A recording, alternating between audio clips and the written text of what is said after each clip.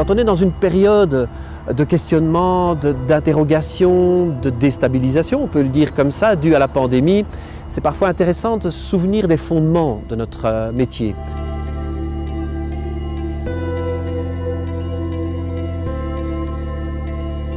Pour Dynamo International Street Workers Network, c'est 4 régions, Amérique, Afrique, Asie et Europe. Dans ces 4 régions, nous avons 53 pays membres, donc 53 plateformes nationales. Le réseau, c'est aussi 6 000 travailleurs de rue recensés pour l'instant. Et ces 6 000 travailleurs de rue touchent à peu près environ 300 000 personnes avec leurs actions. Lutte contre la pauvreté qui est, je dirais, le thème central des webinaires et des vidéoconférences qui vont se tenir ce mercredi 28 et on clôturera la semaine web de rue par une conférence de presse le vendredi qui sera aussi visible sur les médias.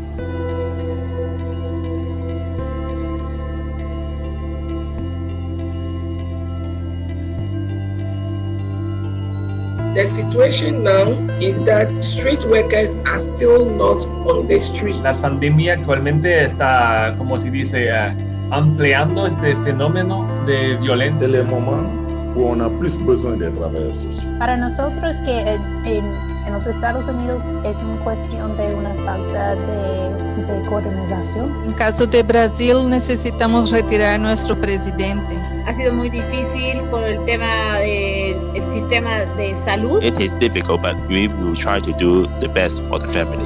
Para nosotros que en los Estados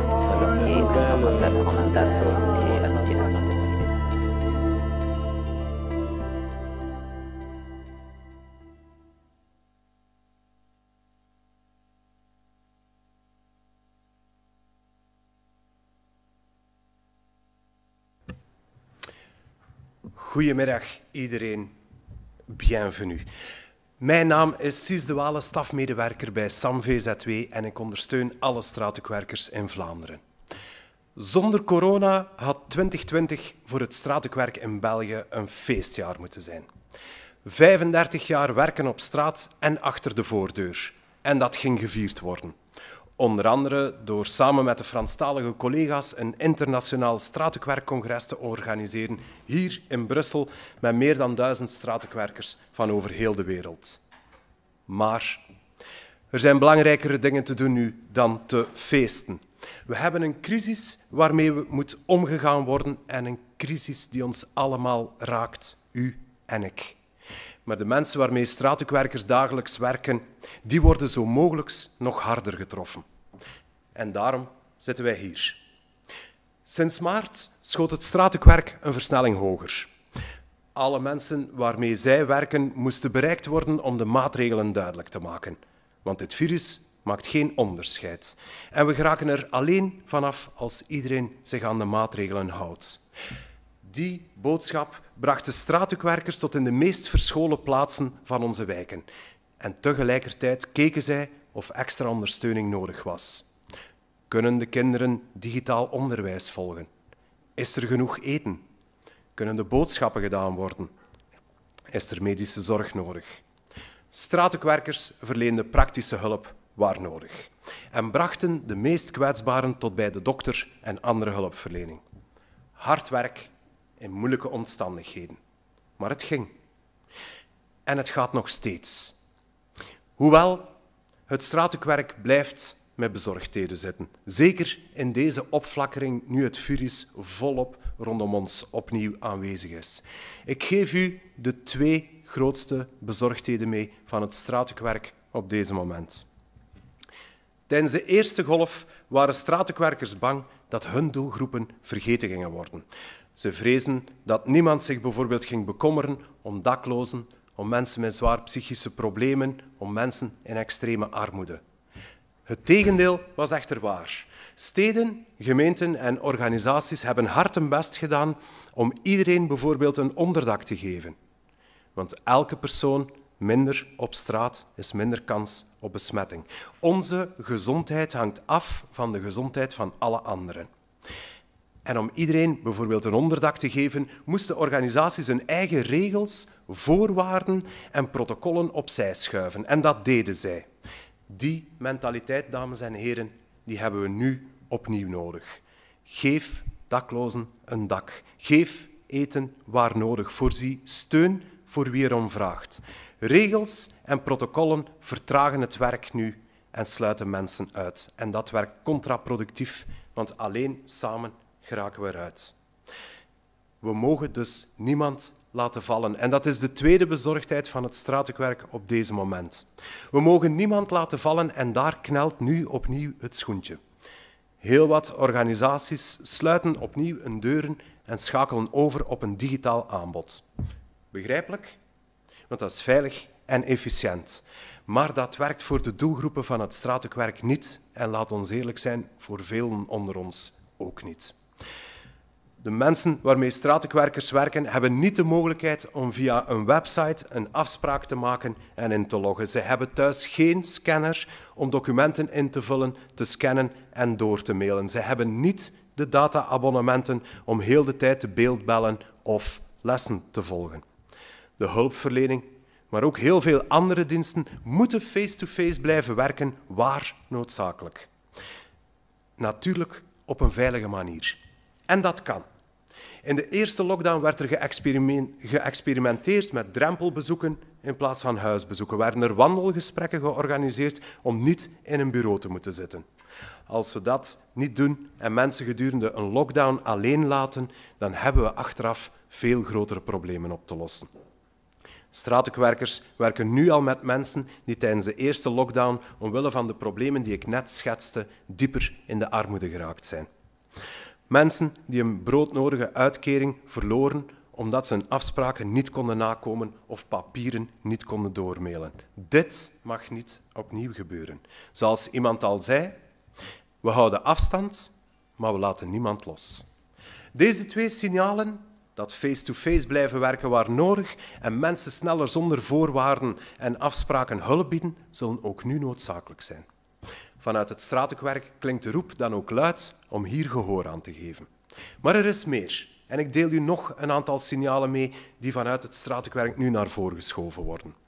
Dames en heren, we moeten blijven inzetten op het opzoeken van mensen in hun milieu om de maatregelen duidelijk te maken. Want fake news stiert welig. De gekste maatregelen worden verspreid op sociale media en op straat. Speed doodt het virus. Azijn drinken beschermt je. Bleekwater is mogelijk een medicijn. Je hoort het. Fake news zit overal, van kraakpanden tot in het Witte Huis. Alleen door mensen op te zoeken en de juiste maatregelen duidelijk te maken, boeken we vooruitgang. Straatwerkers zetten hier nu nog steeds op in. Voor veel kinderen is er nog altijd nood aan computers en data-abonnementen om les te kunnen blijven volgen. Kinderen in armoede hinken echt achterop op dat vlak. Deze gezondheidscrisis mag geen onderwijscrisis worden. We moeten blijven materiaal verdelen aan hen die het nodig hebben. Geef dak- en thuislozen ook geen boete omdat ze zich niet aan de maatregelen kunnen houden. Dat is cynisme ten top. Geef hen onderdak en als dat niet gaat, een bewijs dat ze dakloos zijn, zodat ze aan boetes kunnen ontsnappen. Of beter nog dan dat bewijs te geven, zorg naast nachtopvang ook voor dagopvang voor daklozen. Ook dat kan coronaproof georganiseerd worden. Het vergt creativiteit, maar het kan. En een laatste signaal dat ik wil meegeven, en iets wat niet snel zal opgelost geraken, maar toch zo belangrijk is. Heren, politici, geef sekswerkers een officieel statuut. Velen van hen zijn zonder enige vorm van inkomen gevallen en kunnen geen beroep doen op vervangingsinkomens. Dat leidt tot onveilige situaties, dat moet ik u niet uitleggen. Het straatwerk, dames en heren, doet verder. Zij blijven mensen op straat en achter de voordeur bereiken en ondersteunen, maar dat alleen zal niet volstaan. Daarom legden wij onze twee belangrijkste signalen voor aan de Vlaamse minister van Welzijn en Volksgezondheid, Wouter Beke. Ik kijk nu samen met hem, samen met u, naar zijn reactie en hoop ondertussen dat u veilig blijft. Tous ensemble. Goedendag meneer de minister en hartelijk dank dat wij hier mogen zijn om u enkele vragen te stellen. Graag. Dit jaar is voor het straatwerk een feestjaar. Of dat had het toch moeten zijn indien corona hier niet was. We bestaan 35 jaar en normaal gezien gingen daar allerhande activiteiten mee gepaard gaan. Maar goed, corona heeft daar anders over beslist. Maar voor ons toch wel even de vraag aan u. Heeft u persoonlijke felicitaties voor het straatwerk in het heugelijke jaar? Jawel, het is jammer genoeg geen feestjaar omwille van corona, maar het is natuurlijk wel een bijzonder jaar. Want dat betekent al 35 jaar een heel sterk engagement voor de meest kwetsbaren in onze samenleving. Voor veel mensen die onder de waterlijn leven. Ik ben zelf schepen van sociale zaken geweest en burgemeester. En toen ik dat lokaal engagement heb opgenomen, was ik eigenlijk toch wel heel erg verbaasd over hoe groot en hoe zwaar die problematiek is. Je denkt altijd dat je je gemeente, je wijk, je buurt, dat je die heel goed kent. En dan blijkt dat toch niet zo het geval te zijn. Dus al 35 jaar brengen jullie die thema's, die mensen aan de oppervlakte, geven ze een stem. Maar zorg je ook voor het empoweren van die mensen. En dat is op zijn minst een hele grote felicitatie waard. Hartelijk dank daarvoor alvast. En ik zei het al, en het zal u waarschijnlijk ook niet ontgaan zijn, er is een crisis. Coronacrisis. Dat betekende voor heel wat straatwerkers, zo niet voor alle straatwerkers, een stevig tandje bijsteken, alle mensen gaan informeren waarmee wij werken, de maatregelen overbrengen, meehelpen met hulp en zorg die op die moment heel noodzakelijk was. Maar nu stellen we vast dat heel wat organisaties, en we denken dan, het doet er op zich niet toe welke organisaties, men is geleidelijk aan een stukje overgegaan naar digitaal werken, wat terecht een belangrijke oplossing is in deze crisis. Maar dat digitaal werken, veel mails sturen, afspraken maken via websites, documenten inscannen en doorsturen om in orde te geraken met regels, met procedures, dat lukt voor heel veel van onze mensen van het straatwerk niet. De doelgroepen waarmee wij werken hebben niet altijd de middelen en de mogelijkheden om dat te doen en dat zorgt voor eigenlijk nog stijging van de armoede. Dus is onze vraag vanuit het straatwerk aan u, wat heeft u in handen, welke hefbomen heeft u om ervoor te zorgen dat ook indien noodzakelijk face-to-face hulp en zorgverlening kan blijven? Ja, ik denk dat dat absoluut noodzakelijk is. We hebben in die eerste coronagolf heel het land in lockdown moeten zetten. Bedrijven gingen dicht, de scholen gingen dicht en ook heel wat hulpverlening is aanvankelijk op de pauzeknop gezet. Dat willen we nu absoluut vermijden. Het is de bedoeling, de vaste ambitie ook, om de scholen open te houden, de bedrijven open te houden, maar ook de mensen die zorg nodig hebben in de brede zin van het woord, om die toegankelijkheid toch wel te handhaven. Dat gaat een hele klus zijn, want dat betekent ook dat we daar heel veel andere dingen op dit ogenblik voor opofferen. Denk aan de discussies die dat er zijn met de horeca bijvoorbeeld en met een aantal andere sectoren. Maar het is wel ontzettend belangrijk dat die hulpverlening er kan gegarandeerd blijven. En dat kan een stukje digitaal. Ik denk dat we ook een kwantumsprong gemaakt hebben in het digitaal werken. Dan gaat het niet alleen over thuiswerken en telewerken, maar ook een stukje digitale dienstverlening. Maar het kan natuurlijk niet in de plaats komen van alles. Dus dat is een en-en verhaal. Het ene waar we stappen vooruit hebben gezet moeten we koesteren, maar we moeten er ook voor zorgen dat het andere, dat we dat bijhouden, omdat net voor die doelgroep die het niet gemakkelijk heeft, anders zij daar het eerste slachtoffer dreigen van te worden. En dus wat mij betreft zal het altijd een verhaal zijn. Anderzijds heeft deze crisis ook iets heel moois voortgebracht, waar we vanuit het straatwerk heel sterk van stonden te kijken.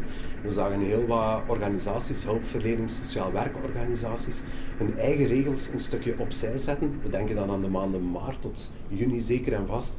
Regels werden opzij gezet, protocollen werden een stukje achterwege gelaten, waardoor dat mensen veel sneller hulp kregen dan daarvoor. Men kon heel snel een dak boven het hoofd krijgen, dringende steun werd heel gemakkelijk gegeven.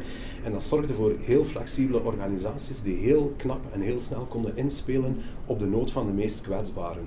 Maar, en dat is een beetje de vrees die wij nu hebben vanuit het straatwerk, hoe kunnen we dat behouden, die flexibiliteit? Want dat zorgde toch wel voor zeer sterk sociaal werk. Heeft u mogelijkheden, kan u daar iets aan doen, dat die flexibiliteit binnen organisaties behouden kan blijven? Ja, ik denk dat dat een van de zaken is die we absoluut moeten vasthouden. Dat is zorgen dat die flexibiliteit die er van onderuit gegroeid is, dat we die ook in de toekomst kunnen meetrekken. Als we dat kunnen doen samen met die digitalisering, dan denk ik dat we minstens 2 stappen vooruit gezet.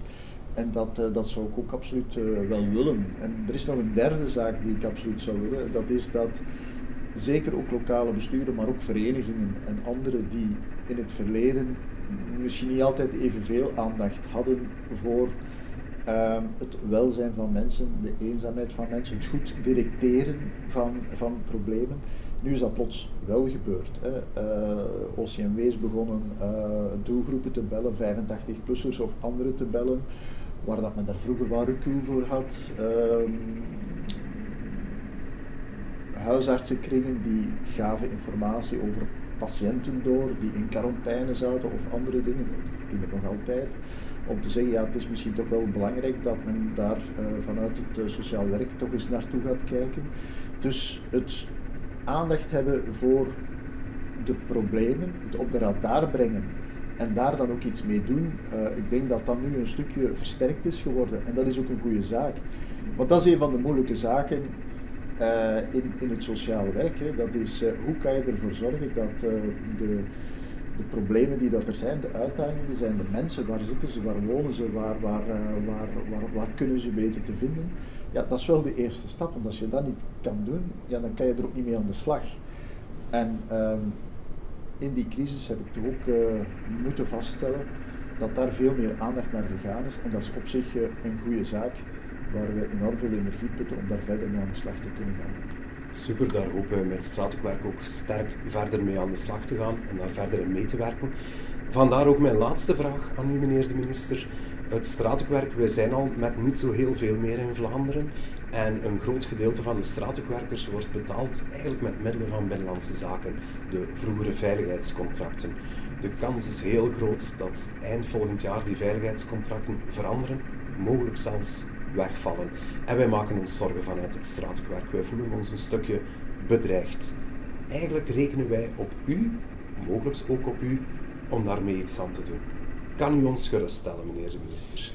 Ja, ik begrijp die zorg, omdat de investeringen die daar in het verleden rond gebeurd zijn, dat is ook wel omwille van een bepaalde reden gebeurd. En ik denk dat dat ook resultaten heeft teweeggebracht. Het was wachten op een nieuwe federale regering, maar die is er nu. Om dat ook eens aan bod te brengen. En het is ook wel onze vaste ambitie om dat te doen. Ik kan geen resultaatsverbintenis geven, want het ligt niet in mijn bevoegdheden. Zelfs niet binnen Vlaanderen, maar ik kan wel een inspanningsverbintenis leveren. En dat is dat we die zorg zeer ter harte gaan nemen. En dat we ook die dialoog met mijn federale collega's zullen opstarten, absoluut. Wij hopen samen met u op een fantastische afloop van die onderhandeling. Hartelijk dank, meneer de minister. En nog eens gefeliciteerd met uw 35 jaar. Fantastisch. Dank u.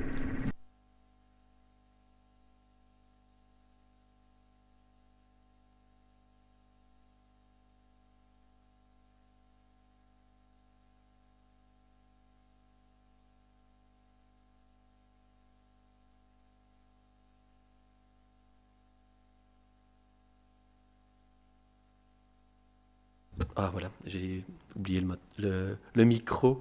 Donc je souhaitais le bon anniversaire à Sis et je le félicitais.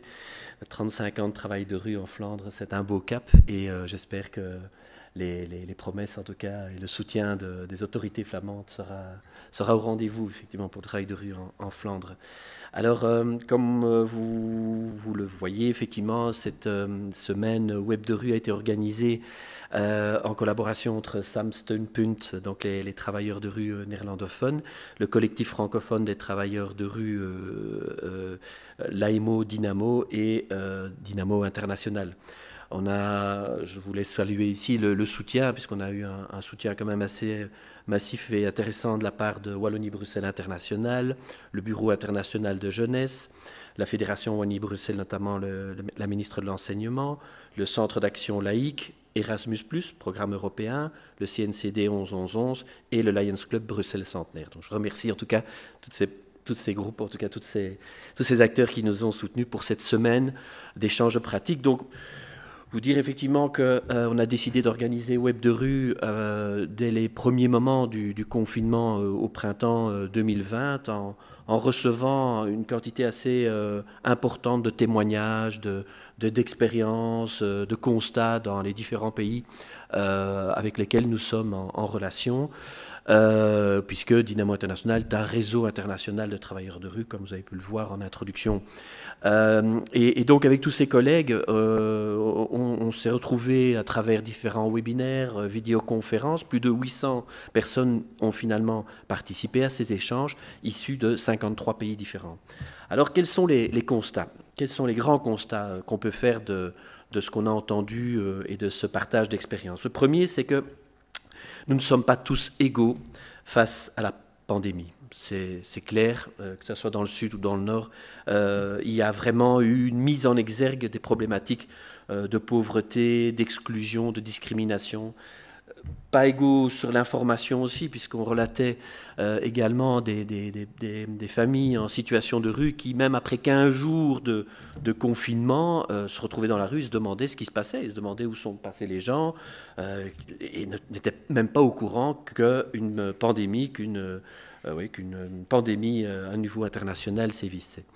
Mais aussi, je dirais, une inégalité par rapport à toutes les questions de survie. Et on a bien vu, même si la pauvreté, l'exclusion, la discrimination sont des phénomènes que nous connaissons depuis longtemps, surtout dans le travail de rue, eh bien, ici, cette pandémie a vraiment mis en exergue ces problématiques.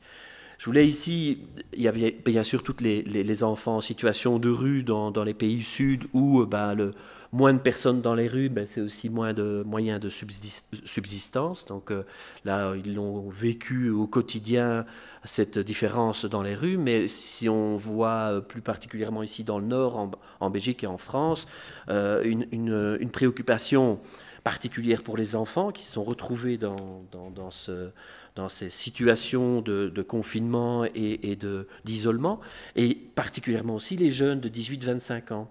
Ça nous préoccupe de voir effectivement pas mal de jeunes de 18-25 ans ne vivent pas spécialement, plus en tout cas spécialement avec leurs parents, et non plus de moyens de subsistance, de petits jobs dans l'horeca ou dans l'événementiel, et donc se retrouvent sans aucune ressource.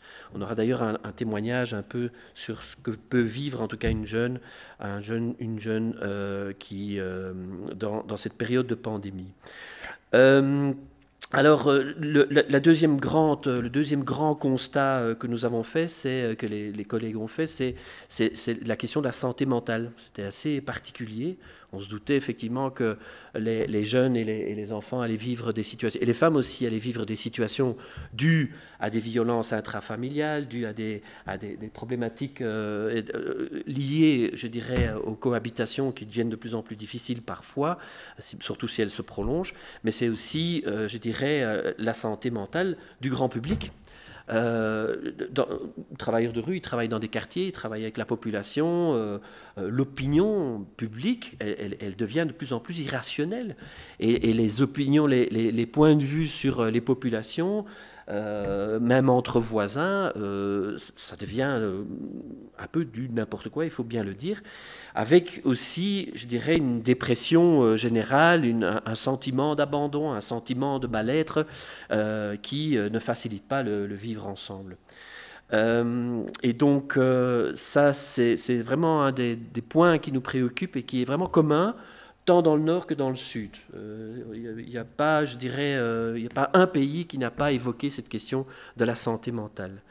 Le troisième grand constat, c'est la question des répressions, de la répression, de la criminalisation vis-à-vis des populations en situation de rue et dans les quartiers défavorisés. Les travailleurs de rue ont souvent dû jouer les médiateurs face aux tensions entre les jeunes, tu en as parlé tout à l'heure, entre les jeunes et la police. Et puis vient aussi toutes ces mesures d'amende, les messages paradoxaux aussi. Je veux dire à un sans domicile fixe qu'il y a un couvre-feu et qu'il doit rentrer chez lui, sinon il va avoir une amende. C'est complètement paradoxal. Comment vous voulez respecter un discours, un message paradoxal? C'est invivable, bien sûr. Et donc on est là face à des contradictions qui sont très difficiles à gérer pour les populations qui sont en situation de rue. Et cette tendance sécuritaire, au mieux, je dirais au mieux, il y a un déplacement, comme l'a expliqué Sis tout à l'heure. À partir du moment où il y a des couvre-feux et où on chasse les sans domicile fixe d'une ville, ben, ils vont dans une autre ville, ils vont dans un autre quartier. Mais il y a des situations bien pires où les sans domicile fixe vont essayer de trouver des alternatives à la rue. Et ces alternatives, ben, elles sont parfois beaucoup plus dangereuses que la rue. Des squats, je pense plus particulièrement aux femmes qui sont en situation de rue, où là, ben, parfois la rue, elle protège, mais dans les squats, ben, il n'y a plus personne. Et donc, cette tendance sécuritaire, en tout cas dans le traitement, je dirais, de la pandémie, pose de gros problèmes.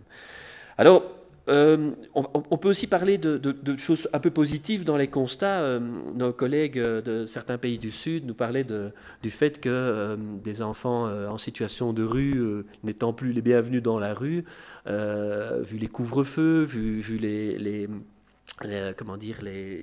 isolements, ben, ça a permis effectivement un retour plus rapide et plus facile au sein des familles. Donc pas mal d'enfants ont dit « Ah mais nous on est vraiment contents, c'est intéressant cette pandémie parce que j'ai pu retourner dans ma famille beaucoup plus facilement que s'il n'y avait pas eu cette pandémie, cette obligation et ce soutien effectivement des services sociaux et des autorités à ce retour familial. » Alors, ce sont des retours qui ont des limites bien sûr, puisque bon, on le sait très bien aussi dans notre boulot, il y a des familles qui sont beaucoup plus dangereuses que la rue, il faut le dire, ça arrive. Donc cet enfant-là, ben, il ne va pas rester très longtemps dans sa famille, il sait très bien qu'il serait en danger. Et puis, les situations économiques dans certaines familles sont tellement catastrophiques dans certains pays que être dans la rue donne plus de chances de survie que d'être dans certaines familles. Donc ça, ce sont un peu les limites. Un autre effet positif, c'est, je dirais, la collaboration qui s'est améliorée parfois entre certaines autorités et certains travailleurs de rue. Que certaines autorités ont vu effectivement que les travailleurs de rue ont continué à travailler, qu'ils n'avaient pas le choix, qu'il y avait des populations en situation de rue, là où d'autres services sociaux ont dû fermer, vu les contraintes, parce que voilà, c'était intramuros, ça ne permettait pas la distance sociale et ça. Ben, dans la rue, on a pu continuer à faire ce travail. Et du coup, ben, on devenait les derniers interlocuteurs par rapport à une population qui ne contacte pas spécialement les autorités, qui ne contacte pas spécialement les services sociaux. Et donc, ça a créé des synergies parfois intéressantes, tant dans le nord que dans le sud.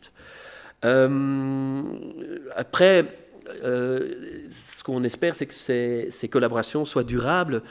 Si je prends un exemple ici à Bruxelles, les autorités de certaines villes ont accepté assez vite une revendication des travailleurs de rue qui était de loger systématiquement les sans domicile fixe. Dans la première, comment dire, le premier, comment on appelle ça, le confinement, merci, le premier confinement, très vite, certaines autorités à Bruxelles et dans d'autres villes néerlandophones, comme tu l'as expliqué, ont trouvé des solutions, ont réquisitionné des chambres d'hôtel, etc., etc. Et donc, une grosse majorité des sans domicile fixe ont trouvé un logement. Après, nous, ce qu'on souhaite, c'est que ça ne soit pas des décisions qui soient prises que dans l'urgence et qu'on puisse être dans la durabilité. On sait très bien que lutter contre le sans-abrisme, c'est à partir du moment où on peut offrir un logement durable, pas un lit d'urgence, c'est un logement durable et un accompagnement adéquat. Et à ce moment-là, on pourrait réduire le nombre de personnes qui vivent dans la rue et qui, malheureusement, est en augmentation, et surtout dans cette période-ci. Saluer aussi dans les initiatives très positives, c'est la mobilisation de jeunes des quartiers, de citoyens, avec ou sans des travailleurs sociaux de rue, qui sont venus en aide aux personnes qui étaient les plus isolées, qui étaient les plus en difficulté dues à la pandémie. Alors, pour terminer, pour continuer un peu sur ce qu'on a retiré de notre semaine d'échange, quelques recommandations. Pas toutes les données, mais je vais en faire ressortir quelques-unes plus particulièrement. La première, c'est nous plaidons vraiment en tant que travailleurs de rue à ce que les décisions qui soient prises, les mesures qui soient prises pour freiner la pandémie du Covid, elles soient prises en tenant compte du champ social, des contraintes, des particularités du champ social. Bien sûr, le sanitaire a sa logique, elle propose des solutions. Le champ économique a sa logique, elle propose des solutions. Ok, c'est pas à discuter, on n'est pas de ces champs-là, mais il faut savoir que toutes ces mesures de confinement, toutes ces mesures d'isolement auront un coût. Ils auront un coût social, économique, on le sait, ils auront un coût de santé, mais ils auront surtout, je dirais, un coût sur l'équilibre des enfants, l'équilibre des jeunes, l'équilibre de la population. Donc il faut vraiment avoir une approche holistique dans les mesures qui sont prises par rapport à ce confinement. Et on salue, je veux saluer une ministre de l'Éducation en Fédération Wallonie-Bruxelles qui a eu le courage de réouvrir les écoles. Et ça, c'est pas évident comme solution, mais on sentait bien que pour les enfants avec lesquels on travaille, c'était fondamental que de garder en tout cas ces contacts, que de recréer du lien social. Donc attention effectivement que dans toutes les mesures qui vont être prises, on ne se réenferme pas et on ne remette pas tous ces enfants et ces jeunes dans une situation invivable à long terme. La deuxième chose, c'est si effectivement la crise sanitaire pose des questions sociales, il faut des réponses sociales à des questions sociales, mais il ne faut surtout pas de réponses sécuritaires à des problèmes sociaux. Et donc là, je me suis assez étalé sur la question sécuritaire. Toutes les réponses sécuritaires ne sont pas intéressantes à long terme. Alors nous encourageons aussi les gouvernements et les autorités à adopter des campagnes non stigmatisantes, des campagnes de sensibilisation auxquelles on contribue dans la rue et auprès des communautés, mais attention aux discours stigmatisants et attention au fait de ne pas cibler, et ça c'est un message aux médias ou à la population, si on imagine en tout cas cette sensibilisation en stigmatisant une catégorie de la population, notamment les jeunes, on n'y arrivera jamais. Je veux dire, une sensibilisation ne peut le faire que si on a un discours positif qui donne des perspectives et pas sur la peur de l'autre. On insiste fort là-dessus. Et une des dernières recommandations, je ne vais pas être beaucoup plus long, c'est on a vu que la crise a mis en évidence les inégalités et la pauvreté.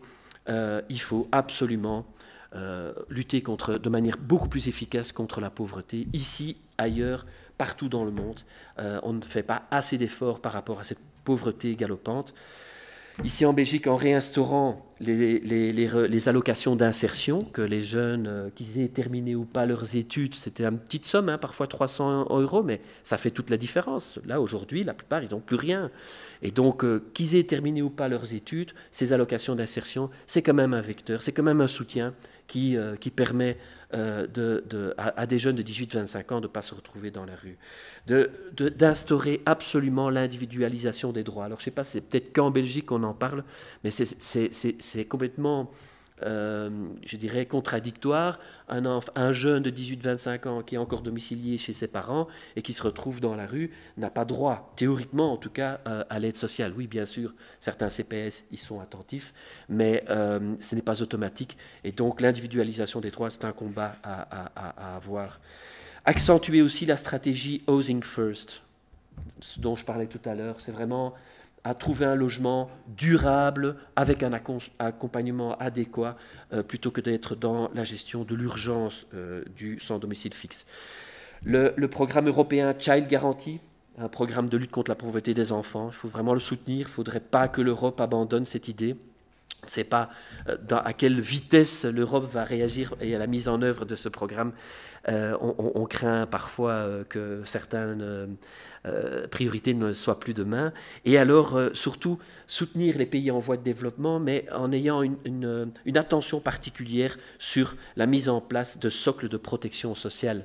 Aujourd'hui, les relations entre les pays de coopération ne misent pas assez sur l'idée que chaque pays aurait tout intérêt à se doter d'un système de sécurité sociale.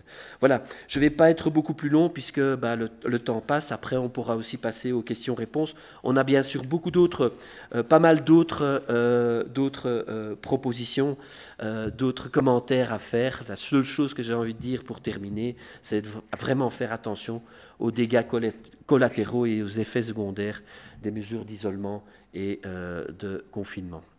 Voilà, merci beaucoup. Bonjour à toutes et à tous. Je voudrais d'abord féliciter les équipes de Dynamo International pour l'organisation du Forum digital Web de rue qui, cette semaine, a mobilisé près de 800 personnes. Bravo pour votre capacité à entretenir cette mobilisation en faveur des jeunes en difficulté au sein de la crise que nous connaissons actuellement.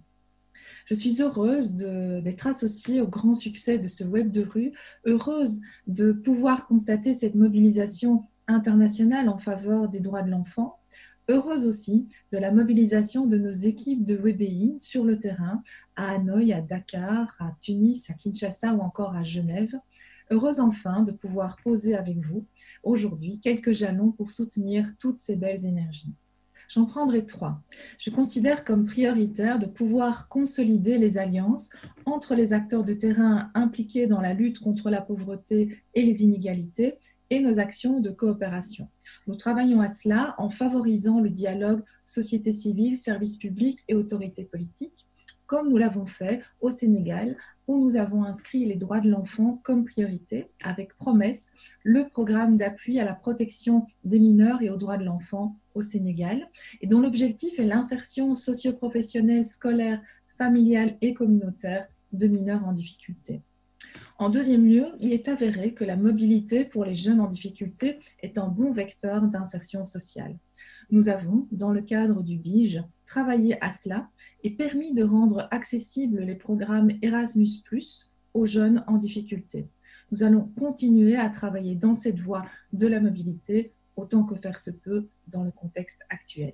Troisième jalon, notre cadre de travail à l'international est l'agenda des 17 objectifs de développement durable, les ODD, dont les résultats sont attendus pour 2030.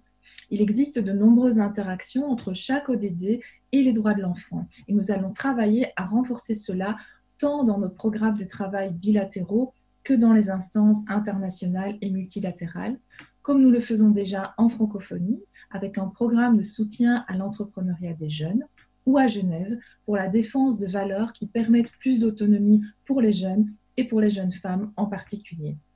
3 jalons pour lesquels je reviendrai vers vous dans un an pour en évaluer la mise en œuvre lors du 3e Forum international des travailleurs sociaux et des travailleuses sociales de rue qui se tiendra en octobre 2021.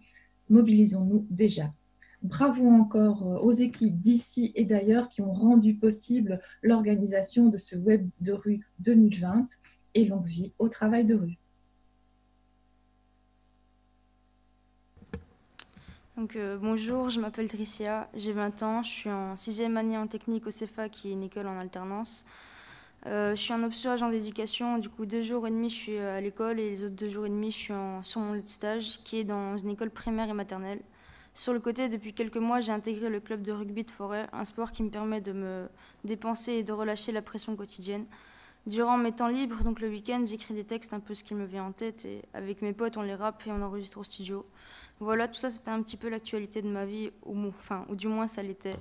Le confinement et le déconfinement sont 2 grands mots. Je vais commencer par le confinement, j'ai tenu 2 fois 4 jours à la maison. Le reste du temps, j'étais dehors ou chez des potes. Pourquoi? Parce que c'était invivable de rester chez moi à la maison, sachant que dans l'appartement dans lequel je vis, il était petit. Rester enfermé, c'est compliqué, j'avais besoin d'air, il n'y avait pas de sport, c'était fini les entraînements, aucun moyen de me dépenser correctement comme je le voudrais. Je n'avais pas non plus grand monde pour discuter quand ça n'allait pas, parce que les personnes avec qui je parle sont des travailleurs sociaux dans des institutions. Soit ils ne pouvaient pas accueillir de jeunes, soit c'était un jeune à la fois. Et c'est beau de parler derrière un écran, mais ce n'est pas la même chose qu'un face-à-face, on ne s'exprime pas de la même manière. De plus, on n'avait plus l'école, on nous envoyait nos travaux par mail ou via le site de l'école qu'ils ont créé lors de cette crise sanitaire. Et je peux confirmer que faire ça chez soi, c'est compliqué. Par exemple, moi j'ai des grosses lacunes sur la compréhension à la lecture. Je le reconnais, mais qui est derrière moi pour m'aider? Personne, ne serait-ce qu'envoyer un mail à son professeur pour reformuler sa question. En attendant son mail, tu vois les heures qui s'écoulent. Pour moi, c'est une méthode d'apprentissage qui est inadéquate. Le confinement, c'est priver la liberté de quelqu'un, donc il ne faut pas s'étonner que la population font comme bon leur semble. Pendant toute cette période, je n'ai pas pu aller voir mes grands-parents. Et oui, ça m'a fortement ennuyée parce que c'était dur de les contacter. La technologie, c'est pas évident pour eux. Et comme elle est évidente à nous, c'est pas la même chose. C'est plein de petits trucs comme ça qui ont fait que je ne l'ai pas respecté ce confinement. Parce que c'est pas une vie. Tous les jours de nouvelles restrictions, donc tous les jours tu viens priver le petit bout de bonheur de quelqu'un parce que c'est ce qui fait sa journée. Et chaque fois de se mettre à jour et à être dégoûté chaque jour de la vie parce qu'on nous annonce des choses qui sont pas vraiment cool pour nous parce que c'est dur à vivre au quotidien. On peut faire de moins en moins de choses. De base, si on le fait, c'est que c'est vital pour nous, on en a besoin, c'est un peu comme le sport. À cette période, je n'étais pas bien et je n'avais pas de ressources suffisantes pour m'aider, comme voir quelqu'un pour discuter, genre un psy. Je n'avais pas forcément d'accompagnement pour des démarches. Et après confinement vient le déconfinement, les deux sont assez déroutants. Je ne comprends pas la logique de notre pays et même des autres. Si tu sors d'une épidémie, pandémie, appelez ça comme vous voulez, mais je veux bien que cette période puisse être compliquée pour tous et que les gens veulent reprendre leur vie d'avant et voyager. Mais si c'est pour obtenir une immunité totale ou je ne sais quoi et aussi refaire et tourner l'économie, pour moi c'est une décision que j'ai trouvée complètement stupide. C'est comme recommencer une journée pareille que la veille, comme si de rien ne s'était passé et on peut continuer pendant encore des heures à ce petit jeu. Mais pour moi, c'était reprendre un semblant de vie normale pendant seulement une période à courte durée. Puisque même pendant le déconfinement, on n'a pas notre liberté, on nous prive quand même de nos besoins. On a pu reprendre le sport, aller boire des verres, manger au resto, aller au ciné, faire des activités, faire des camps, reprendre ce qui nous rend bien. C'est une chose importante à vos yeux parce que ça vous remonte le moral quand vous n'êtes pas bien. Mais même l'école, c'est un besoin réel parce que c'est notre avenir qui est en jeu. Revivre tout ça, sur une courte durée, c'est triste parce qu'on n'a de nouveau plus rien. Et puis toutes ces contraintes changent tout le temps. Toutes ces règles du genre, chez toi, tu ne peux pas avoir plus que telle personne à la maison, or que je prends mon exemple qui est mes propres. Je travaille dans 2 écoles primaires et maternelles, qui est mon lieu de stage. Je fréquente je ne sais combien d'enfants et collègues, faire des remplacements dans d'autres écoles quand un collègue est malade. Et de plus, je suis scolarisée, donc je fréquente d'autres personnes qui sont aussi dans mon école. Et puis il y a ceux qui font du sport comme moi aussi, qui voient mon équipe 2 fois par semaine ou 3 fois quand on a match. Chaque jour je me déplace dans les transports en commun qui sont bondés, même les magasins. Et à la maison, pas plus de 3-4 personnes qui peuvent venir, plus de telle personne pour un mariage ou un enterrement. Puis voir quelqu'un qui est gravement malade et à l'hôpital, sachant qu'on ne peut pas aller le voir et savoir combien de temps il lui reste. Tout comme le couvre-feu qui n'a pas été prouvé que la nuit il se propage plus qu'en journée. Je comprends que ce soit pour éviter tout rassemblement, mais je pense qu'il existe des solutions plus vivables. Tout en prenant compte que chaque personne a une situation de vie différente, chacun a son vécu et ses difficultés quotidiennes. Il y a des personnes qui vivent dans des endroits insalubres, des personnes qui vivent dehors, des personnes qui ont un toit, mais avec leurs revenus qui sont à peine nécessaires pour se nourrir et seulement juste pour se loger. Et il faut aussi s'imaginer que c'est pas quelque chose de grandiose dans lequel ils vivent. Par exemple, moi, je vis dans un truc qui est tout petit et que même parfois j'en ai marre, je reste jamais à la maison tellement que je suis hyperactif et j'ai besoin de bouger.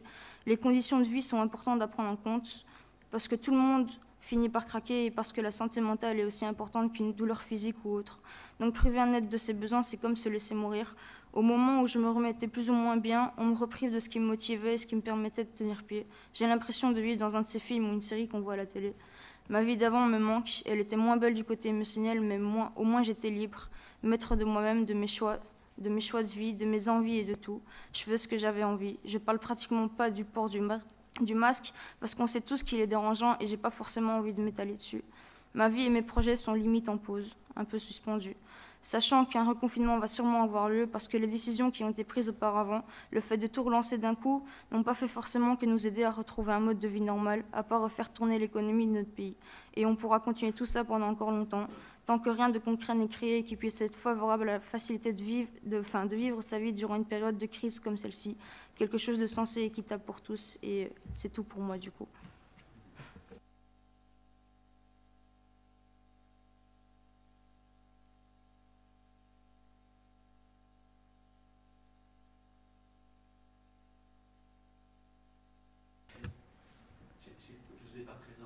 Non, mais je vais me présenter rapidement. D'abord, je m'appelle Philippe Pontoussin et je suis, comme vous le voyez, président du Conseil communautaire de l'aide à la jeunesse, mais je suis aussi chargé de prévention à Bruxelles. Et Edwin ne m'a contacté qu'hier. C'est en fin d'après-midi que j'ai dit que je viendrais. Donc je vous demande de m'excuser par avance si mon intervention n'est pas aussi rabotée léchée que celle de Cis, d'Edwin et maintenant la tienne. Tu disais que tu avais des problèmes de lecture, mais pour l'écriture, en tout cas, je trouve que c'est vraiment épatant.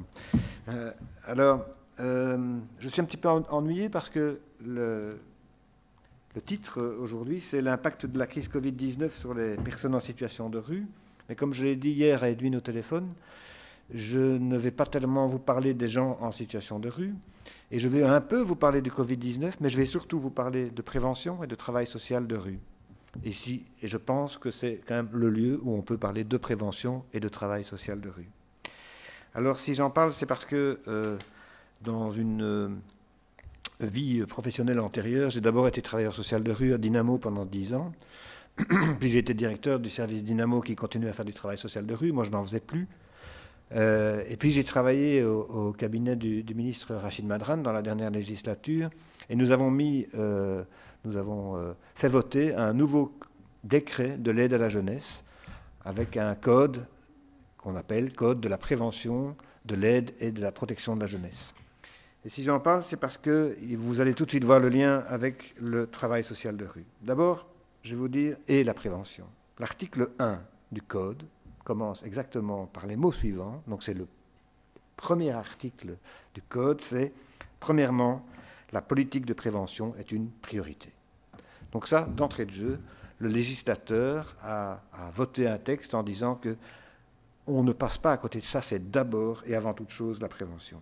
Ensuite, on définit la prévention comme étant un ensemble d'actions de type individuel et collectif au bénéfice des jeunes vulnérables. J'insiste sur ce point, parce que comme je ne vais pas parler des jeunes en situation de rue, je ne vais pas non plus vous parler des jeunes qui vont super bien. Je vais vous parler des jeunes qui sont justement entre les deux, qui sont sur le fil, qui pourraient tomber d'un côté ou se rattraper de l'autre et avoir une situation qui s'améliore. Donc les jeunes vulnérables, de leur famille et de leurs familiers, une action de prévention qui favorise l'émancipation, l'autonomisation, la socialisation, la reconnaissance, la valorisation, la participation et l'acquisition ou la reprise de confiance en soi. Et vous remarquerez qu'on est toujours dans des termes positifs. On n'est pas pour dire qu'on doit éviter le malheur, on doit éviter les aggravations de situation. On est bien là. La prévention, c'est valoriser, favoriser, c'est développer, anticiper. Émanciper, pardon. Alors, l'action en prévention, le Code le précise, c'est agir individuellement, bien entendu, mais ce n'est pas que agir individuellement, c'est aussi, donc de manière classique en travail social, en aidant une personne ou un petit groupe de personnes, mais c'est aussi agir sur les institutions et sur l'environnement du jeune. Ça veut dire avoir mené une action qui a caractère politique. Alors, le Code cite les AMO, les services AMO, qui étaient des services d'aide en milieu ouvert et qui sont devenus des services d'action en milieu ouvert, pour souligner justement le fait que les services ne font pas que de l'aide sociale, mais font aussi de l'action sociale.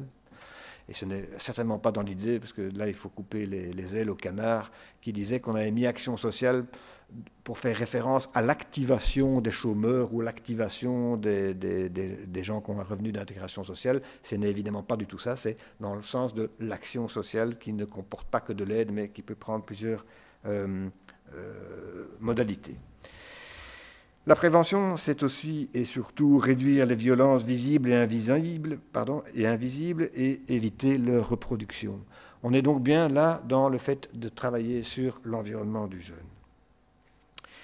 La prévention, dit l'exposé des motifs de ce code, peut prendre plusieurs modalités et plusieurs méthodes. Par exemple, l'accompagnement individuel, par exemple, le travail en réseau, la médiation, l'animation collective, l'interpellation, etc. Mais surtout, en deuxième mode d'intervention, ce qui est dit, c'est le travail social de rue. Et ça, c'est très important parce que c'est la première fois que dans une législation en Belgique, à ma connaissance, le travail social de rue est cité comme un mode d'intervention.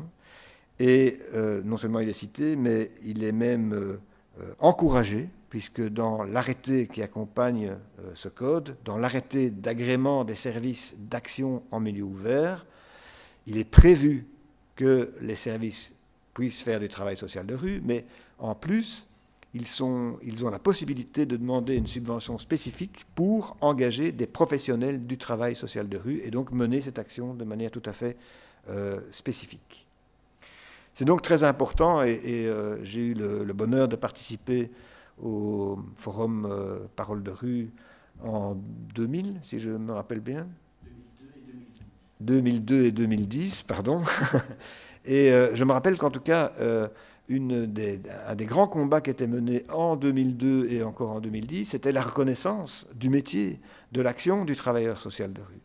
C'était encore quelque chose qui était C'était une identité professionnelle forte et fière, pour reprendre les mots de conclusion de Jean Blairon en 2002, mais c'était encore quelque chose qui n'était pas affirmé et reconnu de manière formelle par les pouvoirs publics. Ici, maintenant, c'est le cas, et c'est donc très important, et c'est pour ça que je le cite. Alors, pour retenir quelques lignes de force de ce que je viens de dire, donc le travail social de rue est reconnu et encouragé. Le travail social de rue est un outil qui s'inscrit clairement ici dans le cadre de l'aide à la jeunesse, dans le cadre de l'aide à la jeunesse, je le précise, en prévention sociale. Et la prévention de l'aide à la jeunesse est ancrée dans une philosophie d'émancipation et non de réparation. Cet aspect, c'est très important qu'on ait marqué la prévention de cette manière-là, parce que à la fois le concept de prévention et la fonction de travailleur social de rue, sont des notions qui ont bien été souvent malmenées et tordues dans tous les sens, afin parfois d'en oublier certains aspects et d'en détourner même certains aspects. Je veux dire par là que on a eu les velléités du travail social de rue sécuritaire, et Edwin en a encore parlé. On a dans le cadre de la crise Covid, on a une réaction sécuritaire, et certaines autorités demandent aux travailleurs sociaux de rue encore de les aider dans ce rôle sécuritaire, et c'est parfois bien difficile pour les travailleurs sociaux de rue de résister à ces demandes, parce que c'est en même temps celui qui vous paye qui vous le demande parfois, hein, c'est une autorité politique qui subventionne vos actions et qui dit « Est-ce que tu veux bien m'aider à sanctionner les jeunes qui ne portent pas le masque, par exemple ?» Et donc, le travail social de rue, c'est toujours inscrit en Belgique, en tout cas pour les acteurs de l'aide à la jeunesse, comme ne voulant pas être un acteur de lutte contre la délinquance, mais plutôt un acteur d'émancipation sociale, comme c'est encore souligné dans le texte. La prévention, elle aussi, est souvent remise en question, et elle est fragilisée, d'une part par le fait qu'on parle plus uniquement de prévention primaire, mais aussi de prévention secondaire, tertiaire, voire même quaternaire, et qu'on veut affaiblir quelque part la prévention primaire en disant « oui, mais bon, ça c'est bien, mais il faut aussi surtout agir pour que les gens qui vont mal n'aillent pas encore plus mal, ou que les gens qui vont très très mal n'aillent pas encore plus mal ». Et donc là, on est dans quelque chose qui a l'air de dire qu'on met le curseur sur la réparation et plus le curseur sur la prévention. Et il était temps que le législateur, en tout cas dans l'aide à la jeunesse, en ce qui concerne l'aide à la jeunesse, marque le coup en disant non, la prévention dans l'aide à la jeunesse, c'est la prévention primaire. Ce qui ne veut pas dire qu'on ne peut pas faire aussi de la prévention secondaire, mais pas à la place de. C'est pour ça que, quand moi j'ai vu le titre de la matinée, ici ce matin, sur les personnes en situation de rue, normalement, les jeunes en situation de rue, ça ne concerne pas les AMO. Je dis bien, normalement, ça ne concerne pas les AMO. Pourquoi ? Parce qu'il s'agit de jeunes qui sont déjà grandement en difficulté. Et il y a d'autres acteurs qui peuvent intervenir et qui doivent intervenir. Et il faut les encourager, et il faut les financer, et il faut leur donner des méthodes de travail adéquates, etc. Mais ce n'est pas au travailleur AMO de faire ça. Et si le travailleur AMO ne fait plus son rôle de prévention, on risque de se retrouver dans le syndrome du serpent qui se mord la queue, à savoir que, ne faisant plus de prévention, on est de plus en plus de jeunes en situation de grande précarité, de grandes difficultés, qui se trouvent en situation de rue, par exemple, parce qu'on n'a pas prévenu cette situation, et que donc on doit mettre le paquet pour venir réparer et compenser ces difficultés. Alors, moi j'avais une petite phrase qui vaut ce qu'elle vaut, mais j'avais envie de dire que le travailleur social de rue d'un service AMO, ce n'est ni l'abbé Pierre, ni le policier au coin de la rue. Ça résume assez bien, je pense. Et c'est important parce que je le sens en tant que chargé de prévention pour l'instant. Par exemple, il y a des travailleurs sociaux d'AMO, donc d'action en milieu ouvert, qui sont normalement inscrits dans la prévention et qui poussent de plus en plus à faire des projets d'hébergement de jeunes en situation de rue. Et donc, on n'est plus dans de la prévention. Ce n'est pas un mauvais projet, Simplement, c'est un projet qu'il faut avoir le courage de dire qu'il ne s'agit pas de prévention. Et que si on le fait à la place de la prévention, ce sera très grave. Si on le fait en plus de la prévention et qu'on maintient une prévention forte et engagée, alors il faut le faire, bien sûr. Mais si c'est à la place de la prévention, c'est grave et je pense qu'il faut vraiment tirer la sonnette d'alarme de ce point de vue-là. Alors je vais faire quand même un lien avec la crise Covid-19 puisque c'était... Eh bien, moi ce que j'ai retenu dans la crise Covid-19, j'ai retrouvé ma page pour ne... c'est que la principale chose qui a été mise en œuvre, malheureusement, c'est la prévention. C'est-à-dire que tout de suite, les autorités politiques et les scientifiques ont dit ce qu'il faut surtout éviter, c'est qu'on se retrouve avec des hôpitaux qui sont suroccupés. Il faut surtout éviter ça, et donc il faut mettre des actions en amont pour éviter que ça arrive. Le lien qu'on peut faire avec l'action sociale me semble intéressant.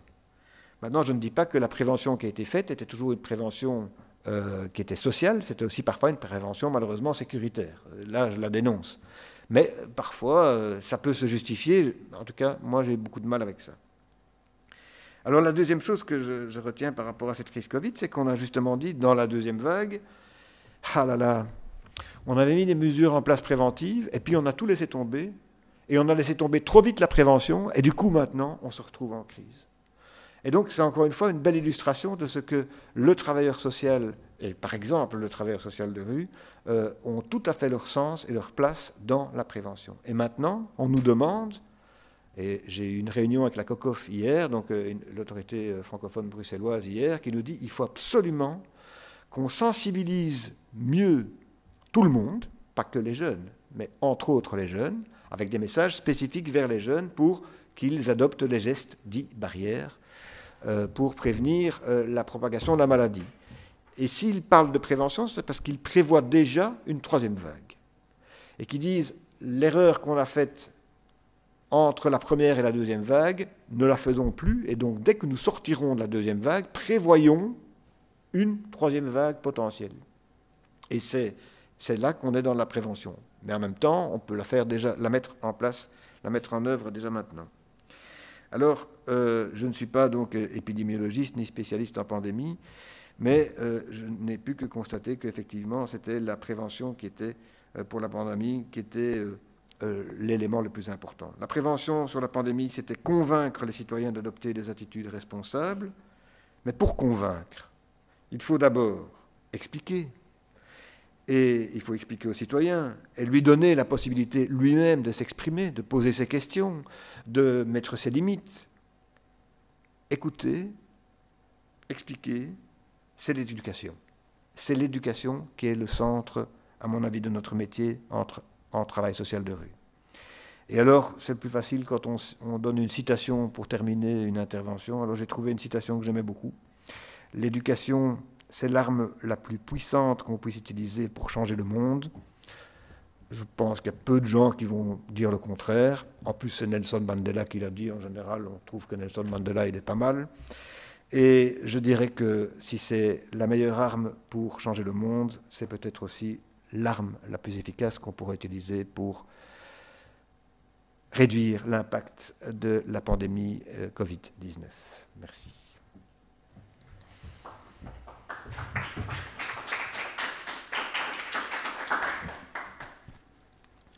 Alors merci beaucoup Philippon, qui a effectivement pris la relève suite à les excuses de la ministre Valérie Glatini, ministre de l'Aide à la Jeunesse, qui n'a pas pu venir, et c'est vraiment indépendant de sa volonté, mais elle nous saluait et elle nous félicitait en tout cas pour l'activité de la semaine. Alors, un grand merci en tout cas pour d'avoir effectivement accepté cette invitation en tant que président du Conseil communautaire d'aide à la jeunesse et chargé de prévention. C'est important aussi de resituer un peu le travail de rue dans un contexte institutionnel. Un grand merci à Dricia aussi pour son témoignage qui nous a touchés, bien sûr. Et on peut maintenant passer aux questions-réponses avec la salle, avec toutes les personnes qui sont ici présentes. N'hésitez pas. Nous savons qu'il y a pas mal de journalistes qui nous suivent en live, enfin en tout cas par les voies d'Internet. Donc, en tout cas, ceux qui sont présents, n'hésitez pas, posez vos questions et on vous y répondra, tant Dricia que Philippon, que Cis de Waal et que moi-même. Donc, nous vous écoutons.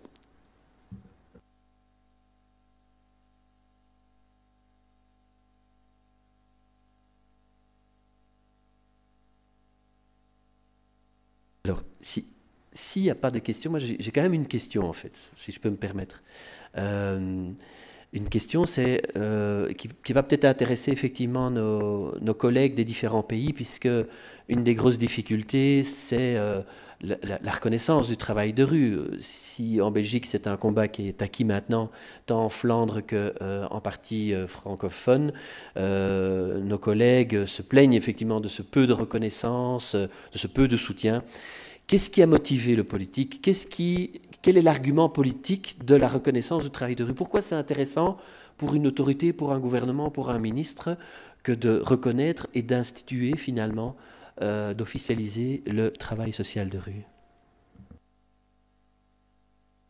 Je peux te parler de ce qui a motivé le ministre Rachid Madran, en tout cas.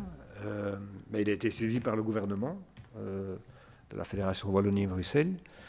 Alors, ce qui a motivé le ministre, c'était d'aller au cœur de l'action des services d'action en milieu ouvert, les services AMO qui sont dans la prévention, et c'est de dire que le cœur de cette action, la philosophie de ces services, c'est d'agir le plus près possible, le plus précocement possible, au tout début d'un petit problème. Il faut, quand un problème est tout petit, c'est facile, c'est moins lourd d'intervenir pour les intervenants sociaux, mais surtout, on économise beaucoup de souffrance. Souffrance pour la personne elle-même qui a des difficultés et souffrance pour son entourage, bien souvent. Mais pour être de manière précoce et au plus près des jeunes quand les difficultés démarrent, eh bien, il faut aller à la rencontre du jeune. Parce que si on attend que le jeune vienne, en général, il viendra quand le problème est déjà plus gros, plus important, plus lourd. Et que donc la machine à mettre en route sera plus difficile à mettre en route et que le résultat sera moins facile à obtenir.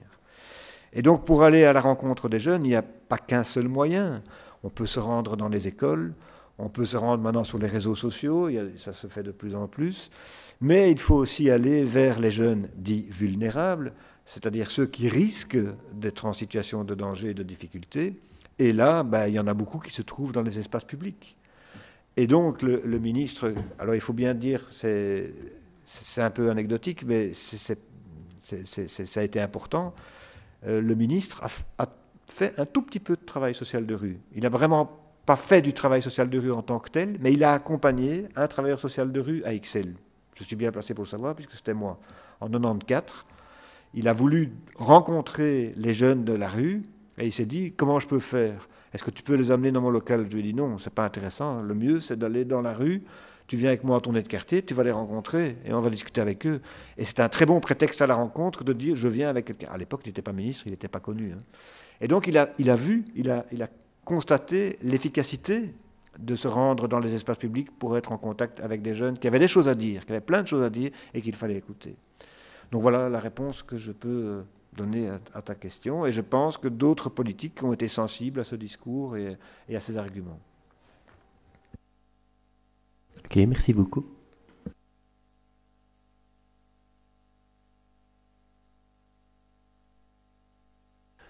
Moi, j'ai une question, mais qui est en lien avec mon intervention. Et alors, je dois aussi dire combien je suis désolé et triste de ne pas avoir perçu sans doute toute la subtilité de l'intervention de Cis de Waal.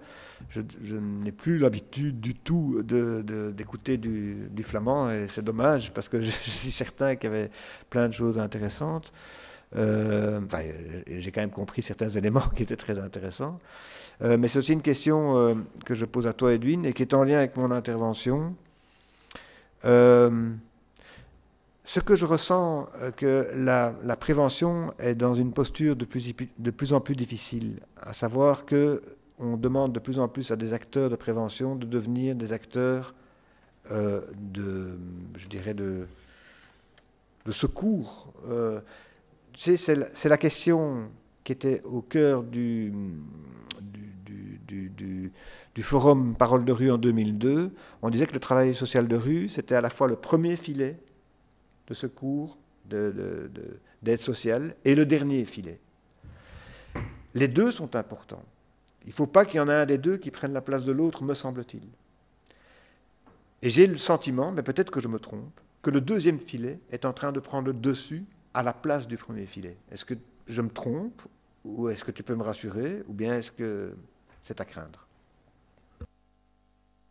Je suis certainement pas le seul qui pourra répondre, et c'est vrai que ce serait intéressant d'avoir le point de vue de nos amis et collègues néerlandophones après. Mais ce que je constate, un peu partout d'ailleurs dans le monde, c'est que oui, il y a un basculement chaque fois de l'un vers l'autre, et donc le côté plus humanitaire, je dirais plus urgence, distribution de colis, tout ça, bon, c'était moins fréquent il y a 20-30 ans quand on était sur le terrain que maintenant.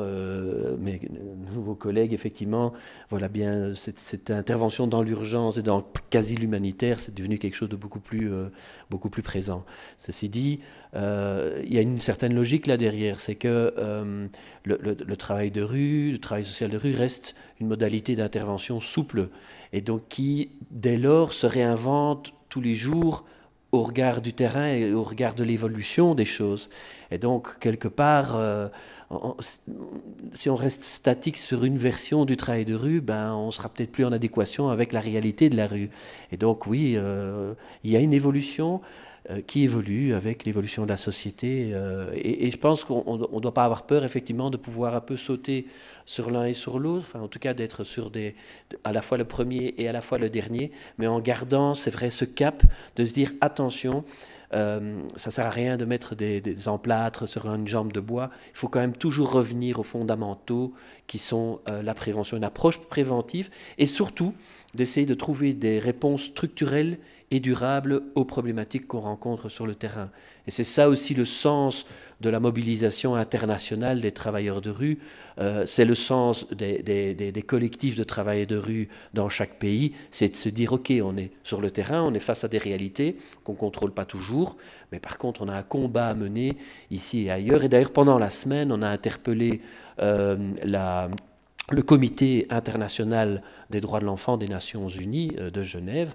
On a fait, je dirais, on a rapporté, en tout cas on a amené tous nos constats au niveau international, parce qu'on veut effectivement sensibiliser les autorités tant au niveau international qu'au niveau local et au niveau national. Alors je vais laisser Sis le soin de poursuivre là-dessus et son point de vue. Oui, c'est tout à fait vrai ce que Edwin dit pour le moment. Le travailleur de rue social, il est le premier, mais parfois aussi le dernier. Mais tout dépend aussi de la définition de prévention. Parce qu'on a prévention dans votre sens, comme vous le dites, mais on a aussi dans le travail de rue social, ce qui est aussi très important, c'est le harm reduction. Et ça aussi, c'est une sorte de prévention.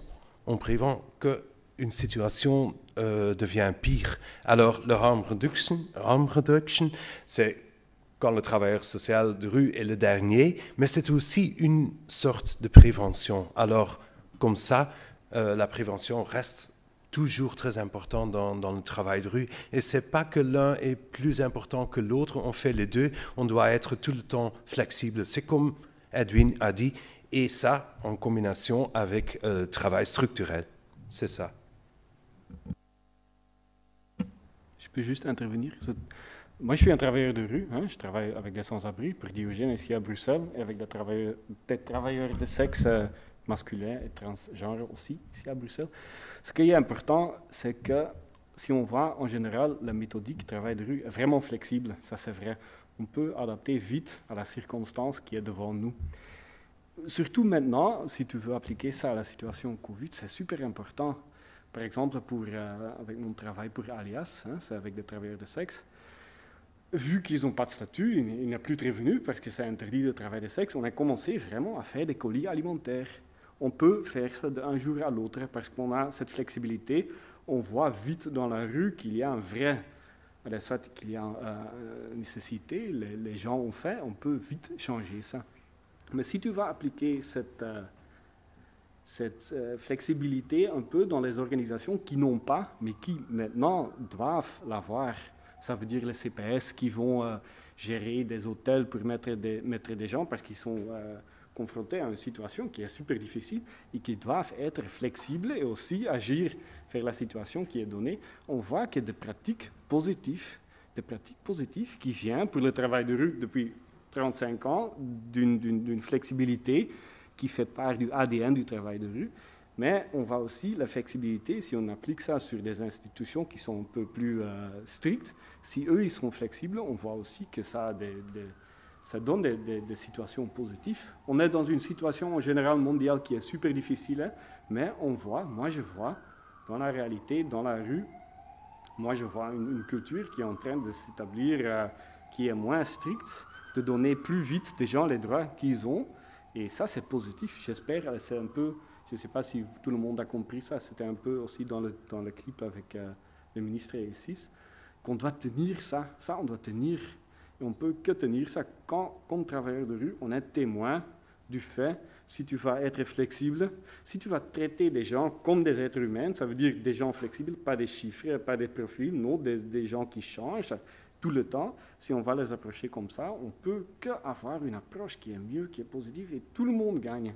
Toute la société gagne, pas que l'individu. Si on va, par exemple, maintenant, les CPS, obtenir une carte médicale pour un sans-abri, c'était difficile. Tu dois attendre 1 heure, 2 heures le matin au CPS, c'est difficile. Les gens pètent un câble. C'était toujours, de toute façon, des interventions qui étaient pas faciles, quoi. Et maintenant, c'est la carte médicale, c'est obtenu par l'AMU que je peux envoyer. Certains CPS, pas tout le monde. Par exemple, l'AMU Bruxelles, j'envoie assistant social, la carte médicale est là. Pourquoi? C'était un droit déjà.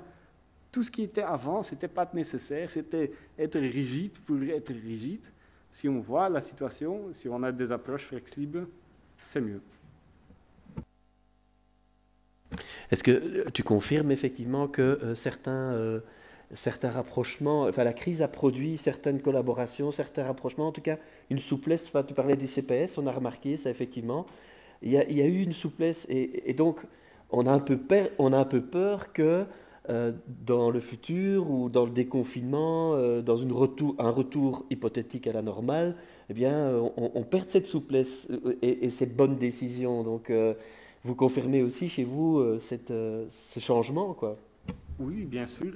Moi, j'ai aussi peur qu'on va perdre ça, que ça va être business as usual trop vite.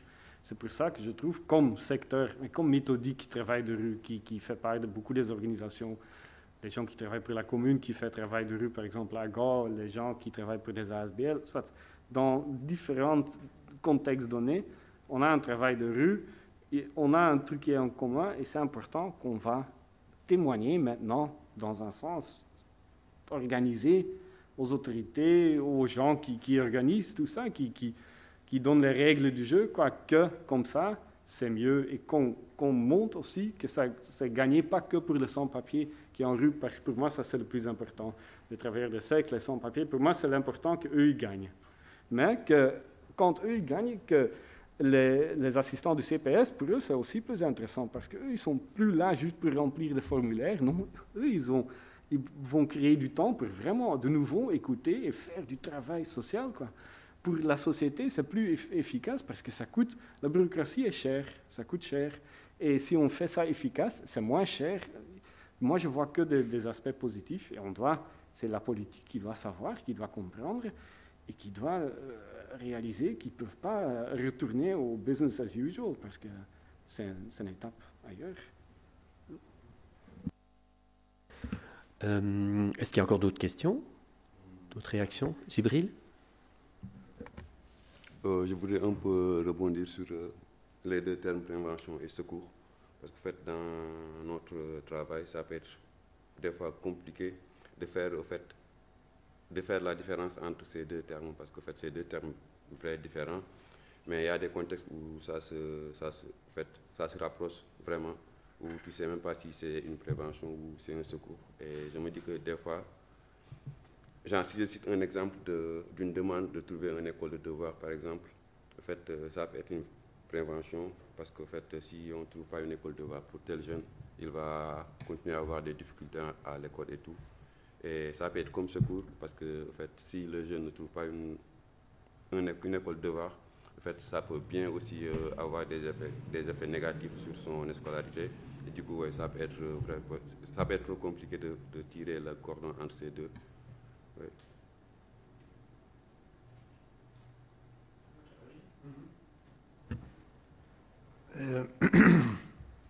J'ai bien dit tout à l'heure que un jeune en situation de rue, normalement, et j'ai insisté sur le normalement, le travailleur social d'un service d'action en milieu ouvert ne rencontre pas ce jeune-là. Mais quand il le rencontre, il ne reste pas sans rien faire, bien entendu. La première chose qu'il va faire, s'il rencontre un jeune en situation de rue, c'est la première mission qui est inscrite dans le rôle des services AMO, c'est de faire de la réorientation. Il va trouver le moyen que ce jeune retrouve évidemment un toit, un lit, des soins, de manière durable. Et pour ça, il y a des acteurs dont c'est le métier, dont c'est la fonction première de faire ça. Et donc son rôle sera de faire le relais. Et faire le relais, on sait bien que ce n'est malheureusement pas toujours simple. Il ne suffit pas de lui donner une adresse sur un bout de papier en disant tout va s'arranger, tu vas te rendre là et tu auras tout ce qu'il faut. Il faut souvent l'accompagner dans ce relais. Donc c'est très difficile. Et puis j'ai aussi expliqué sur la prévention sociale par rapport à la prévention éducative. C'est un très bon exemple que tu donnes là pour l'école de devoir. La prévention éducative, c'est renforcer les capacités des individus à réagir aux difficultés qui se présentent à eux. Donc, ils ont des difficultés avec les devoirs, on va les aider à faire leurs devoirs.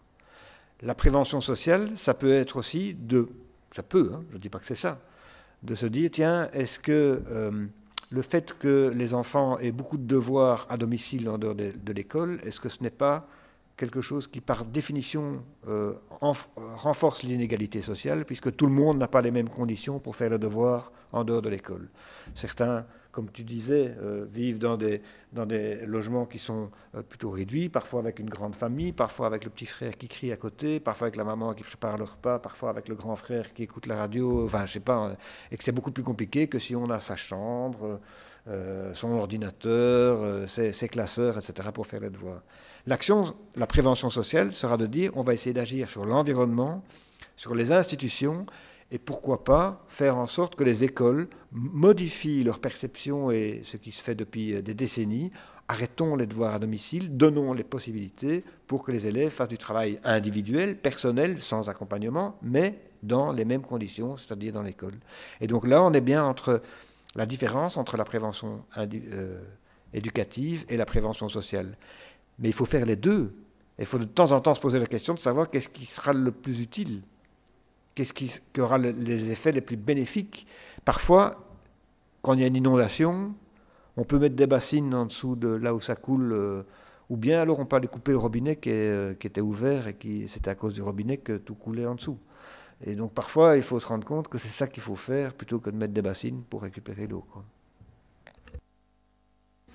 En tout cas, au niveau, ça c'est une réalité effectivement dans le milieu ouvert et de ça, mais au niveau international, bien sûr, il y a des travailleurs de rue qui sont beaucoup plus dans, on va dire vraiment, aller rechercher l'enfant qui est en situation de rue, le ramener soit dans sa famille, d'autres plus. Donc on a une variété on a parlé effectivement ici de l'accompagnement des sans-domicile fixe ou des milieux prostitués, etc. On a une diversité effectivement de réalités au niveau méthodologique, même dans un même pays. Mais effectivement, cette approche préventive est assez intéressante. Alors moi, j'ai une question à Dricia. Dricia, il y a un des aspects du travail de rue auquel on tient beaucoup, c'est aussi tout ce qui est expérience positive, tout ce qui est activité collective, la mobilité, tu connais bien puisque tu y participes intensément, et Pascal Delcolmier, directrice générale de Wallonie-Bruxelles International, en a parlé. Les programmes Erasmus permettent effectivement d'organiser des activités de mobilité internationale. Je voulais juste savoir, en fait, quel est ton vécu, toi, de ce type d'expérience? En quoi ça peut être intéressant? Quelles sont les limites aussi de ce type d'expérience de mobilité internationale et ou d'activité collective, pour dire ça comme ça?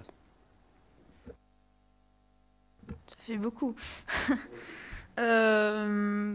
Déjà, c'est enrichissant d'un côté parce que ça permet de voir autre chose que son quotidien. Mais après, c'est pas différent avec que notre pays même. Donc, par exemple, les Erasmus, je me rappelle qu'on avait fait à Paris pendant 10 jours, il y a pratiquement 1 an et demi là.